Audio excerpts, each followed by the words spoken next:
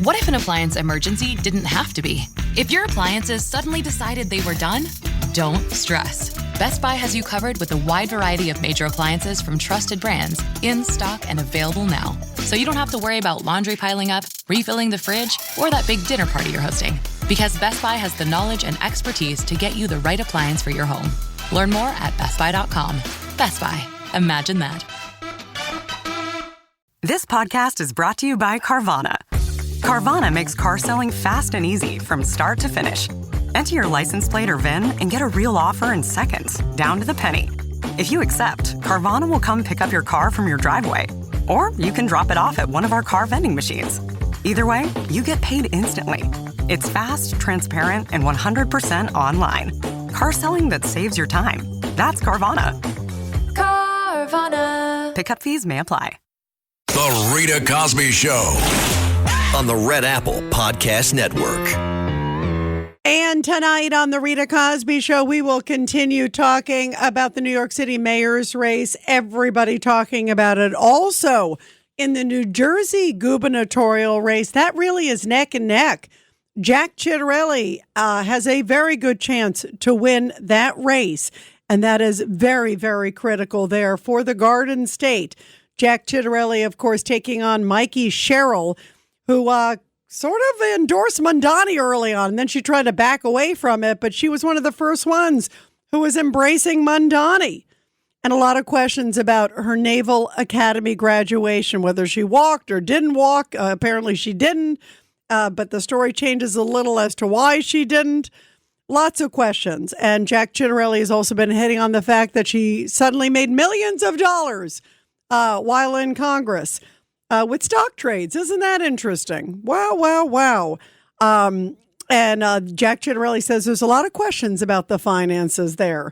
In addition to that, of course, we're watching the Virginia race, Abigail Spanberger and Winsome Sears. Winsome Sears, of course, the lieutenant governor to Governor Glenn Youngkin. That race, Winsome Sears is closing in on the polls. And then you've got Jay Jones there, who is the attorney general there. That is a disaster. That guy, that's the one who said that he wanted to kill the GOP House Speaker years ago in a text and his kids. And then, of course, you got the main race where you got the candidate there who had tattoos all over him.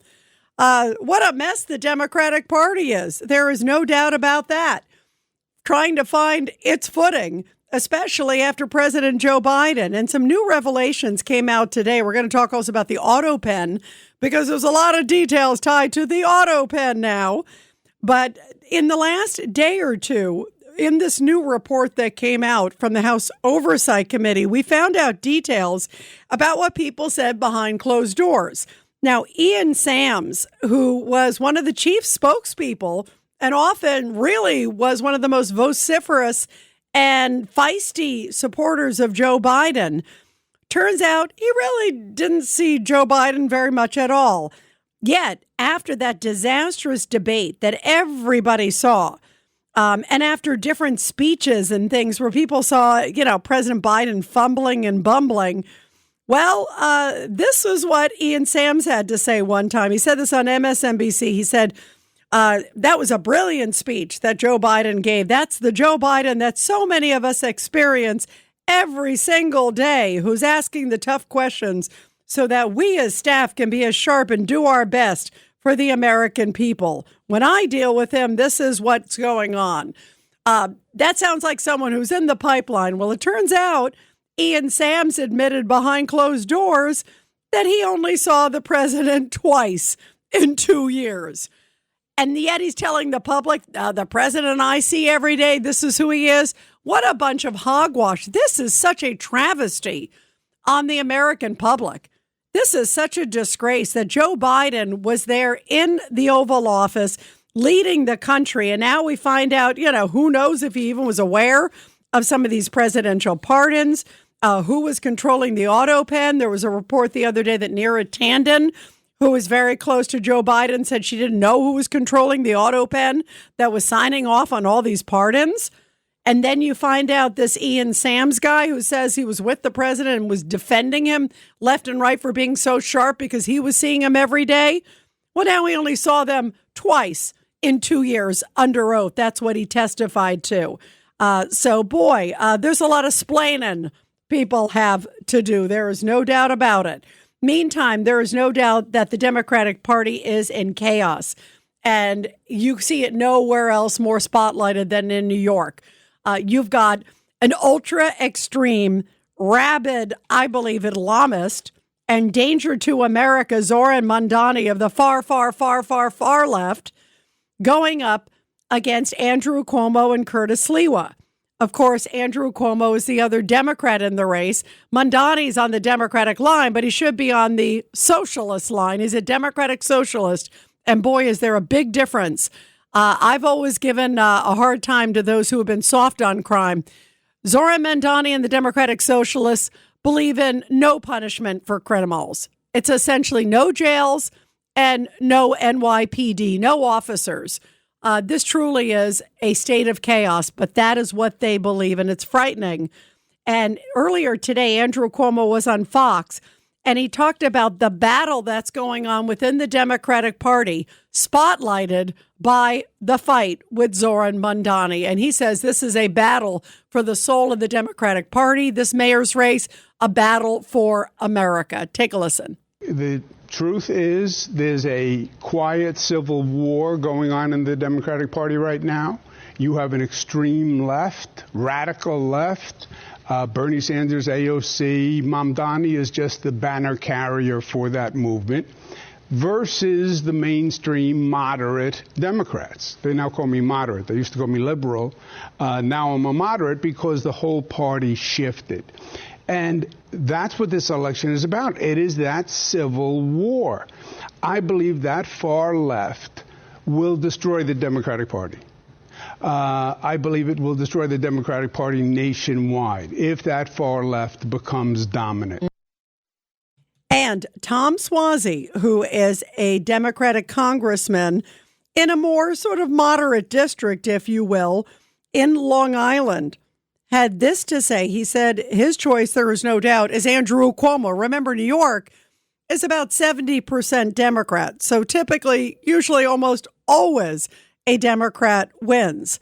But the battle is between a Democrat and someone who really is a socialist. And this is why Tom Suozzi, Democrat of New York, says he's endorsing Andrew Cuomo. Well, you're endorsing Andrew Cuomo for mayor. Why did you make that choice? I'm a Democratic capitalist, not a Democratic socialist. And I'm endorsing Andrew Cuomo. I cannot possibly support somebody who says he declares he's a socialist. He says he wants to raise taxes in New York, which would be devastating to New York. He doesn't support a lot of different things that I think are very important for the state of New York and the country.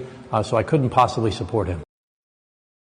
And then you got John Fetterman, who it's turning out to be the voice of reason in the Democratic Party. He's the one who's been saying that they should agree to the clean continuing resolution. In other words, open up the government. There shouldn't be a government shutdown. He said, let's work with the Republicans. He's one of the lone voices saying what really makes a lot of sense. And yet, also in this case, he has said Mamdani clearly is not representative of the Democratic Party, and he believes not representative of America. What's happening in New York, Zohran Mamdani, Democratic Socialist, he is the Democratic nominee, and polls do say that he is ahead by a significant margin in that race. I mean, is this where your party is headed, and is it a wake-up call to Democrats like yourself? I don't believe that. New York City is not reflective of our national political things. Certainly the states are going to determine who's going to be the next president. So I don't take any kinds of lessons or anything from that election.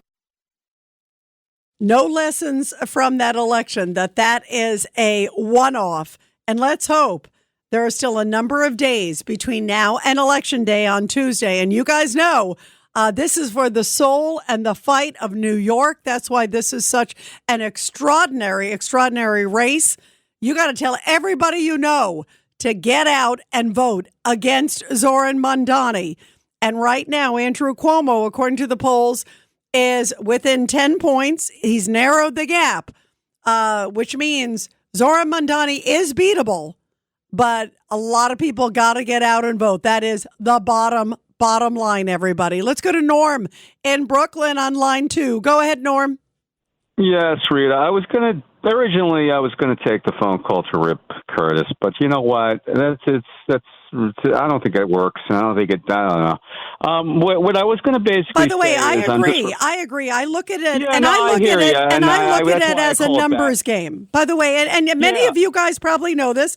I was one of the last people who said that Curtis, that the chances is really nil for him. There were a lot of people who said that many weeks ago, and I've always said, wait, let's see what happens with the debates. Mm-hmm. Let's see if the dynamics. I'm a big believer in giving everybody a shot.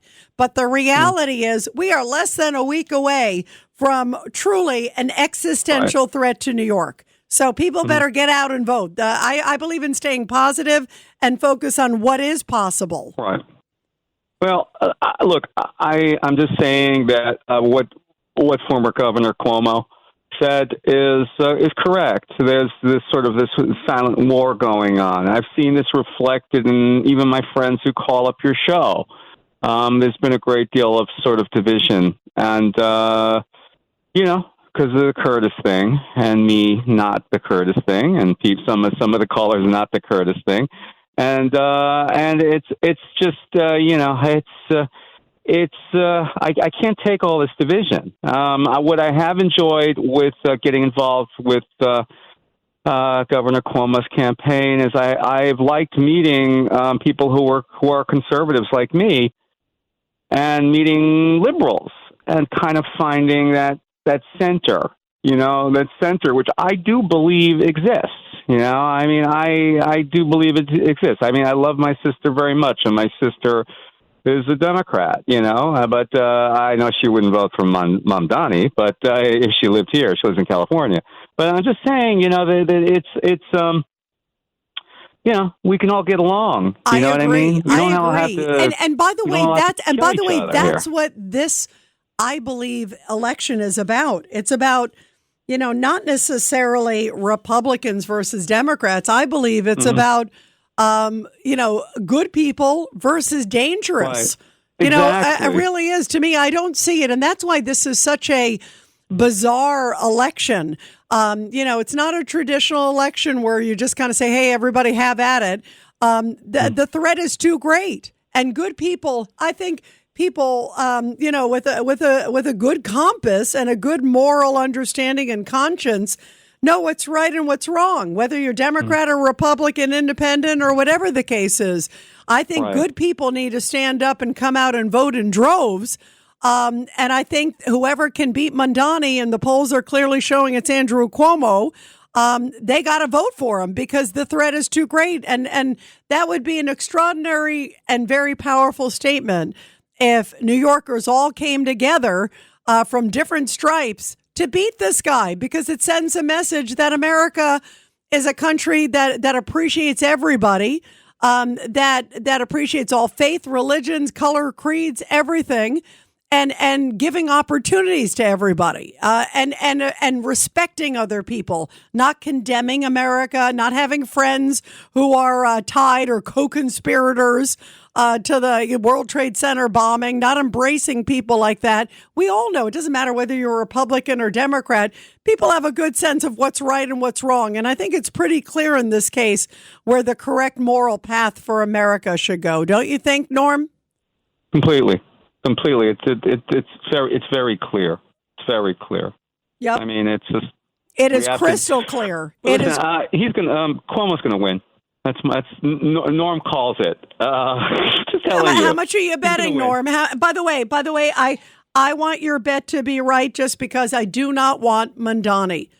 Okay. The dangers to Mamdani. I love New York and I love America too much. So hopefully we both win, but more importantly, hopefully New York wins. That to me is the most important thing. Norm, thank you so much. You're great. Let's go to Stan in Forest Hills. Go ahead, Stan. Your thoughts tonight. There's no doubt Mamdani is a clear and present danger. We know it. Everybody, you're talking about it up the gazoo, and that's great. But there's another clear and present danger, and that's happening this Saturday to millions of Americans and a lot of Republicans, and that's SNAP being cut, as well as the situation with the Affordable Care Act. As of the soon. By the way, Stan, November, you're right. wait a minute. No, I just want to tell everybody what it is, what SNAP is. It's, of course, it's for low-income women and children, and it's 40 million people. It's an enormous, enormous. Not just that, but there's almost 30 to 40 million people on the Affordable Care Act. If you're a Republican in this country, forget about New York. We're going to vote and get this guy out, Mamdani. But if you're a Republican in this country and you're on the Affordable Care Act and you're at SNAP, they're going to kill you, the Republicans. They're going to wipe you out. You got to vote Democratic November 4th just for that, because they're going to destroy you with your Affordable Care Act. If you're a Republican, well, hang on, Stan. That's where I got to correct you, because they're apples and oranges. Mamdani, I agree with you on that. He is a clear and present danger. I 100% agree with you, Stan, on that. On the flip side, the Democrats had a choice, and they keep turning it down. It's been 13 different votes so far where they have shot down what's called a clean CR. It's a continuing resolution just to extend the government to keep going on what they agreed to in the past. And they threw in this coverage that would include, indeed, coverage for illegal immigrants. I think a lot of people in this country find it absolutely obscene.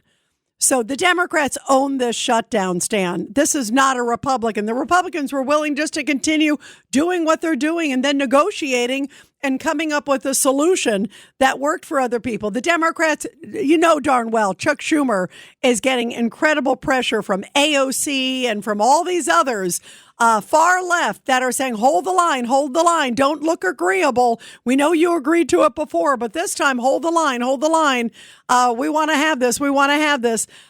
Democrats own this shutdown, and they're the ones who should pay the price for being completely unreasonable. Stan, thank you very much. 1-800-848-9222. We will continue your calls after the break. The Rita Cosby Show on the Red Apple Podcast Network.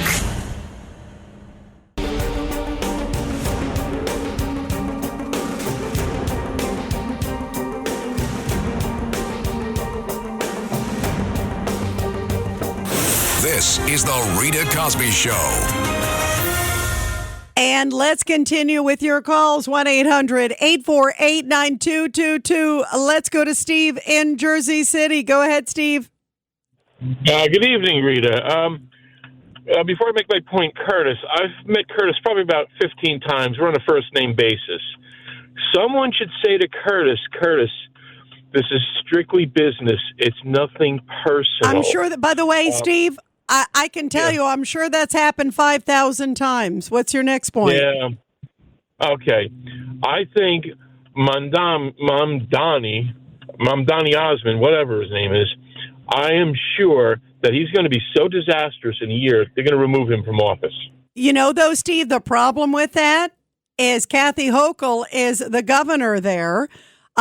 She could remove the mayor, but she's not going to remove him because she endorsed him, and she's going to want his support running for her reelection.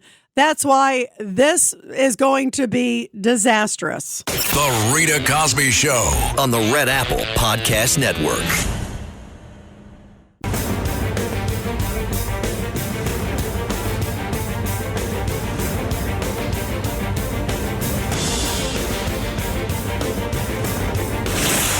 Rita Cosby is on. Well, I am mad because, boy, it is only a few days away from what could be somebody who is the most extreme politician of my lifetime becoming the mayor of New York City. Let's pray that that does not happen, and it rests on all of you in New York. And guess what? If you don't live in New York, you've got friends in New York. So you need to call them and tell them to get them, their relatives, their neighbors, everybody get out and vote. Fight, fight, fight. Just like President Donald Trump said. And right now, clearly, Andrew Cuomo is right there on the door of Zohran Mamdani. And if Zohran Mamdani gets elected, his father, who believes suicide bombers aren't that bad, will be hanging around the mayor's office. That is absolutely troubling. And look at all these other associations tied to Zohran Mamdani. Meantime, we're talking about also the presidency of the United States. And there was a big report that was filed just a few hours ago, and it came from James Comer's office with a referral to the Department of Justice to take a look at all these autopen pardons by Joe Biden, who, boy, was that guy out of it or what? Here is James Comer, who says that after interviewing all these aides that were close to Joe Biden, he says it's clear that Joe Biden himself, the president at the time, was not running the show. Take a listen. Is there any evidence indicating that Biden himself was involved in approving these pardons? Real hard evidence? There really isn't, and it's astonishing when you're talking about thousands of pardons and dozens of executive orders. Basically, any legal document, especially during the last 3 months of the Biden administration, that's what we focused on. And every person who we deposed had a different story on what the proper process was that they followed in using the autopen to sign a legal document. Their stories were inconsistent, and then when you throw in the emails from the Merrick Garland Department of Justice expressing concern to these very staffers about the excessive use of the autopen and asking point-blank questions, what was their process, then the entire story's changed. So the inconsistencies are abound. But one thing that is consistent, Laura, is the fact that no one saw Joe Biden, no one who authorized the autopen or even gave the authorization to use the autopen, no one who authorized the autopen or actually physically manually pressed the power button on the autopen ever heard directly from Joe Biden. And furthermore, there are no notes. There's no chain of custody that would show that Joe Biden was involved in any meetings where they discussed the pardon process. I mean, this is appalling, and everyone in America saw during the debate and during the last few months of the Biden administration, this was a president in decline. The staffers confirmed that they would go weeks, months, and even years without communicating with Joe Biden. This is a massive cover-up, and what we determined was every pardon should be declared null and void. And then get this, you have to hear this one. This is Melanie Stansbury, Congresswoman, Democrat from New Mexico, and this was her response to Chairman James Comer. I think it's bizarre that Chairman Comer is going on TV talking about an investigation into a former president who's not even a sitting president over a non-issue. Over a non-issue because he's not in the office anymore. Boy, you know, it's interesting. Donald Trump had Mar-a-Lago invaded, remember? The Dawn raid with guns drawn by the FBI. And then let's not forget everything that he was dragged through with Alvin Bragg and everything else. Was that a non-issue too? I guess not to the Democrats. What a bunch of hypocrites. And then you go back and you look at what President Trump was dragged through on all those different cases, the civil and the criminal. And then yet you had the sitting president of the United States who seems completely incapacitated. And now even one of his chief spokespeople admits he didn't see the president only twice in 2 years, but was telling everybody, boy, he's sharp as a tack. I see him every day. Can you imagine being the spokesperson for the president and you've only been able to see him twice in 2 years? That guy should have quit. He should have said, what's wrong? What are you hiding? That should have been the tip off to him. I can tell you when I was at the White House not that long ago, just that day alone, Caroline Leavitt, the press secretary for Donald Trump, probably saw him about 10 times that day, just in that one day. I mean, he is hands-on. He's sharp as a tack. And so many different spokespeople are in and out of his office left and right. So this is not normal. And obviously the Biden team should have known it and probably did. They just, whether they admit it or not is a whole other story. Meantime, Governor Ron DeSantis of Florida is saying, come one, come all, that essentially, guess what? If you police officers in New York are frightened about Zohran Mamdani, I have a place that you can go. We'll see what happens in the election, but if he is elected, I think it'll be an example of the voters of New York City committing an act of ballistic podiatry, because it is going to come back and bite the city. He is so far left and he mixes his leftism with Islamism, he's going to make the de Blasio years look like the golden age. And I can tell you in Florida, we're affected by this just with the law enforcement alone. If you're working in NYPD, do you want to go out there and risk your life knowing that the mayor hates you? No, a lot of them are not going to want to do that. And in Florida, we've established a $5,000 recruitment bonus. So if you are somebody that doesn't want to serve under that guy as mayor, you come to Florida, any state or local law enforcement agency, you get $5,000 right at the top. Pretty good offer, and to work for somebody who will support you as opposed to somebody who's going to throw you under the bus.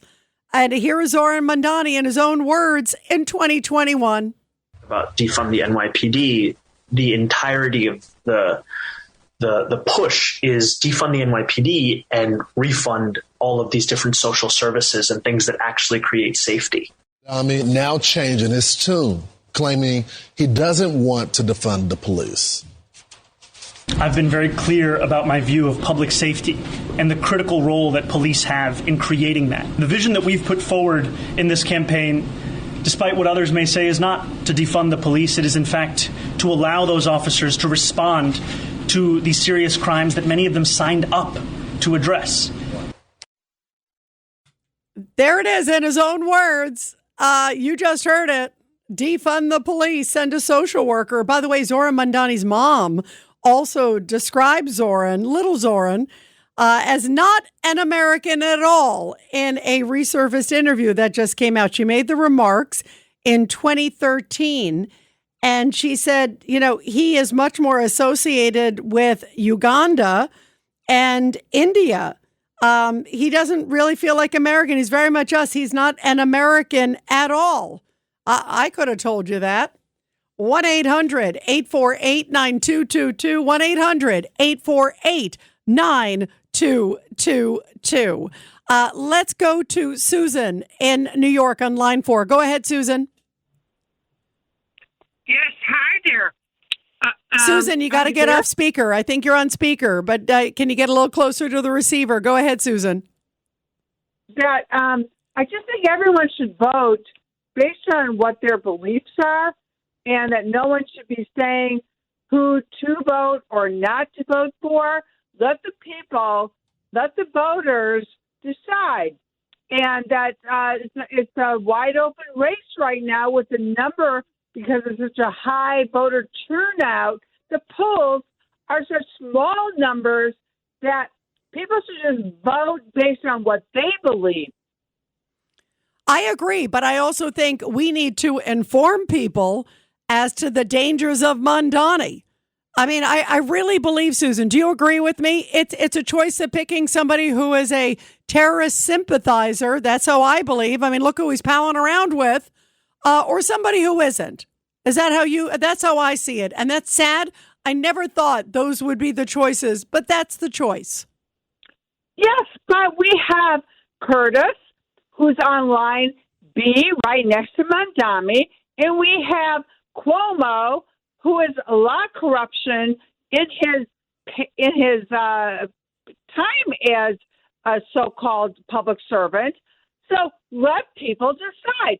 Cuomo is on some no-name independent line. No mayor has ever been voted on an independent line alone. Susan, though, Susan, let me ask you though a question. If you had a chance to stop somebody who's a terrorist sympathizer, wouldn't you try to find the best choice to do it and not put your vote? So let's just be honest right now, because we're a few days away from a crisis election. And I'm all for everybody having the best shot. And I also thought the debates might do some change. It looks like the debates helped Cuomo a little bit, but I didn't see a change in the numbers for Curtis, and I didn't see a change in the numbers for Mamdani. I think, in fact, Mamdani, I thought, in the last debate didn't do so well because he looked ridiculous because Cuomo kept coming at him. And when he talked about the DSA, the Democratic Socialists of America, and this is not whether you like Cuomo or not. There are a lot of people who like him, but there's a lot of people who don't. Tommy Lahren today. I'm sure she can't stand Cuomo, and I think there's a lot of people who feel that way. But if he is the best choice to beat Zohran Mamdani, Susan, that's the bottom line right now. Anything, you don't want to put your vote with, what are you going to vote for, Eric Adams, who's not in the race anymore?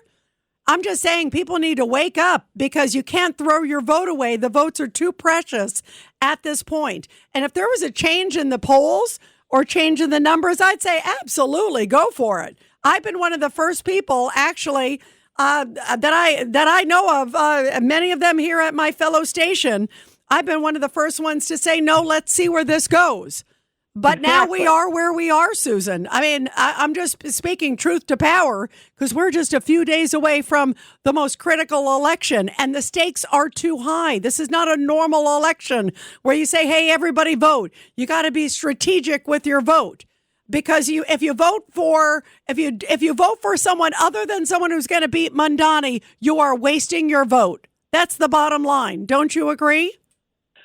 Here's the thing. The votes are not the same as the polls. The polls are done with thousands of people. We have hundreds of thousands of people voting. Let them decide.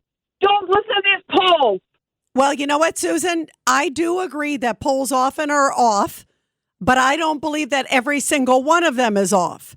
And I also, sadly, I don't think there was a knockout punch in the debate. I think that was a moment where there could have been a knockout punch. There wasn't a knockout punch. And the focus should have been all on Mamdani. The focus was not on Mamdani during the debate. The focus by Curtis was on Cuomo, much more. And that was a waste of time. He should have been trying to knock off Mamdani because he's clearly the front runner and the threat to America. This is not a feel-good election. This is an election for the soul of New York. And you know what? There are a lot of people that I'd love to see on the ballot. And there are a lot of people that I think would be better than the choices we have. They're not there. The reality is you have somebody who is going to be a clear and present danger to this city and this country. And you're not going to do anything to block that? That's not a good thing, Susan. I'll give you the final word, but you're smarter than that. Go ahead. We don't know what we're going to block. Let the voters come out. If Cuomo gets more votes, he'll win if they believe that. Let the voters decide. You know what I'll tell you, Susan? I firmly believe, and look at the numbers. I've covered politics a long time. I firmly believe the only way that Cuomo will win is if a number of people who were planning to vote for Curtis will now cross over and instead vote for Cuomo because he is 10 points down. That's up to they certainly can. They certainly can. And I know a lot of people who probably cannot stand Cuomo, but they look at Mamdani as clearly an enormous existential threat. That's why this is not a normal election. In a normal election, I'm with you, Susan. I'm with you. This is absolutely nothing against Curtis. This is just being realist, and this is a crisis. And you know what? You don't want somebody to lose by X amount. Had X amount of people coalesce together around one candidate. If it was a one-on-one race, I bet you this race would be a lot tighter right now. And whoever was the best, whoever could have gotten there, whoever it is, I've told people you can't have Mamdani win. So whatever you look at the math and you see the way who can get that point, who can get that to make sure that Mamdani does not win. That's the bottom line, Susan. That is the bottom line. Every vote counts. This right now is a crisis for New York. And you can't sit there afterwards and say, God, if only I had done that. Election day is Tuesday. Early voting still goes on till Sunday. I'm not telling people who to vote for, but I am telling them to beat Mamdani. And I think you can read the tea leaves as to the only way to do that. And that's the sad reality. A lot of people wish it was different. And I hear you, Susan. This is nothing against Curtis. I was one of the last people to say, you know what? maybe, I was one of the first ones to say, let's see where it goes. Let's see where it goes in the debate. Let's see if he can have a knockout punch against Mamdani. But instead, he spent his whole time bashing Cuomo. And that, I think, was a disservice. I think he could have done a much more effective job and put a dent in Mamdani. But that did not happen by Curtis. And we are where we are, Susan. And that's sad. But New York, I am praying for this country because I'm telling you, this Mamdani is a huge threat. And we have to do whatever we can block him. I love your passion, Susan. I'm also a realist, too. Now, we're going to continue after the break, everybody. But first, support our heroes. The Rita Cosby Show presents Support Our Heroes. And this is the Tunnel to Towers Foundation Support Our Heroes segment with a powerful story from El Paso, Texas, where a veteran of the Iraq War and a World War II veteran who fought with Merrill's Marauders were honored by El Paso County as the Veterans of the Year. Veteran James Green began a service with the Army National Guard. He served for more than 20 years in the active U.S. Army, including 3 deployments in Iraq. And veteran Alicio Fernandez served in the U.S. Army during World War II in the China-Burma-India Theater with a unit that was famous going far behind enemy lines and fighting in that very dangerous territory. And bravo to both of these great veterans and their families. And everybody support America's military and first responder heroes. Donate just $11 a month to the incredible Tunnel to Towers Foundation at T2T.org, T2T.org.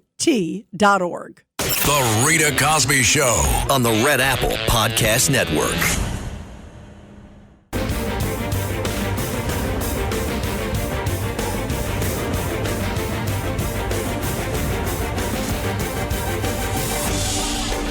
It's the Rita Cosby Show. And I always love reading your comments. Sal writes, Rita, unless Cuomo can close the gap and surpass Mamdani, I fear that I will have to begin practice calling people comrade. Oh, boy. Sal, good one. And also, Eddie from Babylon sends this to me on X, Twitter. Says, Mr. President Rita Cosby, here it is for tomorrow's New York Post.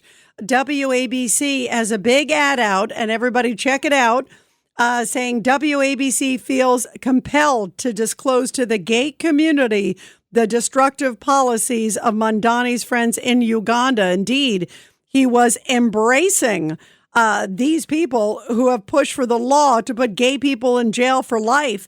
Even the death penalty. That's one of the policies there in his native Uganda.